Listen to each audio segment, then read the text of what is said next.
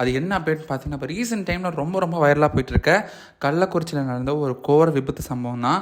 அது என்ன அப்படின்னு பார்த்தீங்கன்னா இப்போ இல்லீகலாக கள்ளச்சாராயம் காசி மோர் தென் 50 பீப்புள் இப்போ டெத் ரிப்போர்ட்ஸ் வரப்போகுது அப்படின்னு வந்துருச்சுன்னு சொல்லியிருக்காங்க. ஆக்சுவலி ஏன்னா 45 பீப்புள் நேற்றே கன்ஃபார்ம் டெத் ஆகிட்டாங்க. இன்றைக்கி ரொம்ப கவலைக்கிட நிலைமையில் 5 பேர் இருக்கிறதான் சொல்லியிருக்காங்க. ஸோ 50 உயிர் பார்த்திங்கன்னா இப்போ ஊசலாடிட்டு இருக்குது அப்படின்னு சொல்லியிருக்காங்க.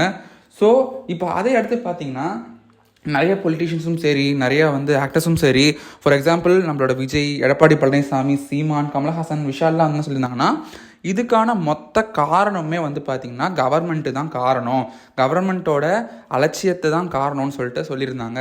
ஸோ இதை அடுத்து பார்த்தீங்கன்னா நம்ம ஆக்டர் சூர்யா ஒரு அப்டேட் விட்டுருக்காரு. என்ன அப்டேட்னு பார்த்தீங்கன்னா இந்த விஷயத்துக்குன்னு சொல்லியிருக்காரு. என்னென்னா 50 consecutive deaths, it's a small town, it's not a tragical and it's not a simple case அப்படின்னு சொல்லிட்டு அவரோட சோஷியல் மீடியாவில் சொல்லியிருக்காரு. என்னென்னா 50 ஒரு உயிரிழப்பு ஒரு கிராமத்தில் சாதாரண விஷயம் கிடையாது. ஏன்னா ஒரு வெள்ளமோ இல்லை ஒரு நேச்சுரல் டிசாஸ்டரோ வந்தால் கூட ஒரே நேரத்தில் 50 உயிர்கள் போகாது. அப்படி அதெல்லாம் விட்டுட்டு இப்போ பார்த்தீங்கன்னா ஒரு கள்ளச்சாராயம் குடித்து இவ்வளோ பேர் உயிரிழந்திருக்காங்கன்னா இது ஒரு நார்மல் விஷயமே கிடையாது. இதுவும் மொத்த காரணமே நம்மளோட கவர்மெண்ட்டோட அலட்சியத்தால் தான் அப்படின்னாங்க. ஸோ ஏன் அப்படி சொல்லியிருக்காங்கன்னு பார்த்தீங்கன்னா லாஸ்ட் இயரே பார்த்தீங்கன்னா இந்த மாதிரி ஒரு விஷயம் நடந்திருக்கு. விழுப்புரம் மாவட்டத்தில் இந்த மாதிரி கள்ளச்சாராயம் குடித்து ஒரு 22 பீப்புள் டை ஆயிருக்காங்க. ஏன்னு பார்த்தீங்கன்னா அதில் கடந்த மெத்தனால்ன்ற ஒரு கெமிக்கல் அதிகபட்சமாக அந்த கள்ளச்சாராயத்தில் கறந்ததுனால தான் அவ்வளோ பேர் செத்து போயிருந்தாங்க. ஸோ அதை அடுத்து இந்த வருஷமாக பார்த்தீங்கன்னா இதே மாதிரி அந்த மெத்தனால்ன்ற ஒரு கெமிக்கலை குடித்து இப்போ இவ்வளோ பேர் இறந்து போயிருக்காங்க. ஸோ இது சொன்ன உடனே பார்த்தீங்கன்னா ரொம்ப கஷ்டமாக இருக்குது நம்மளோட தமிழக மக்கள் நடுவில்.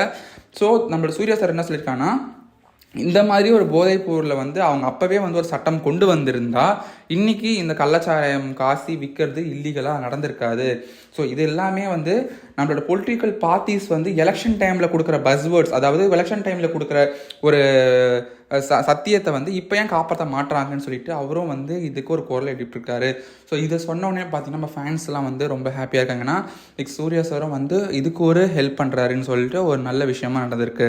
ஸோ இந்த மாதிரி அப்டேட்ஸ் உங்களுக்கு உடனே வேணும்னா என்னோட சினிமாவை சப்ஸ்கிரைப் பண்ணுங்கள், மறக்காம அந்த பெல் ஐக்கனை ப்ரெஸ் பண்ணிவிடுங்க.